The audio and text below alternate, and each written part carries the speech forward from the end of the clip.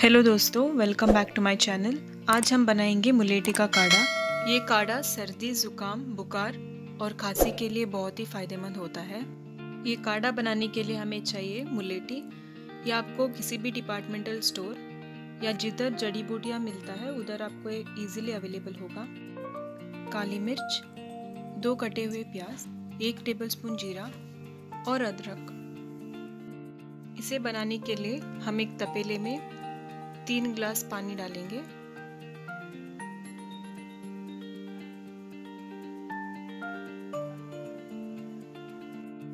पानी गर्म होने के बाद हम इसमें डालेंगे कटे हुए प्याज,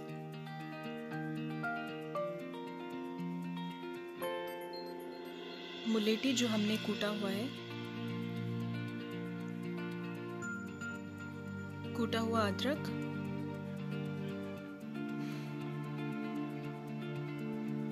जीरा और कूटा हुआ काली मिर्च डाल के अच्छे से मिलाएंगे। ये जो हमने 3 गिलास पानी डाला था वो 1.5 गिलास होने तक अच्छे से उबाल लेंगे। अगर आपको मुलेठी का मतलब समझ में नहीं आया तो ये हमारे लैंग्वेज में गोडकस्ट कहलाया जाता है।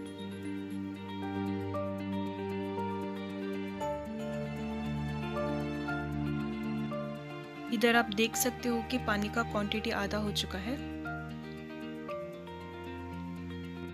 ये काढ़ा सेहत के लिए बहुत अच्छा है और कोई भी पी सकता है।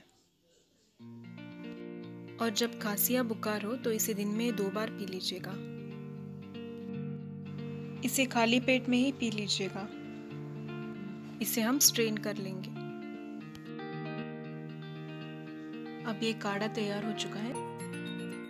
दोस्तों, इस वीडियो को ज़्यादा से ज़्यादा शेयर कीजिएगा।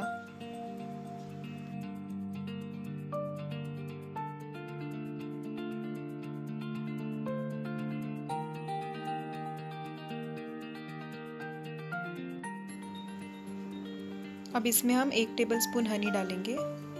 आपको ज़्यादा मिठास चाहिए तो आप ज़्यादा डाल सकते हो। अब 1 टेबलस्पून लेमन जूस डालेंगे। इसे गरम गरम पी लीजिएगा। And thank you for watching my video.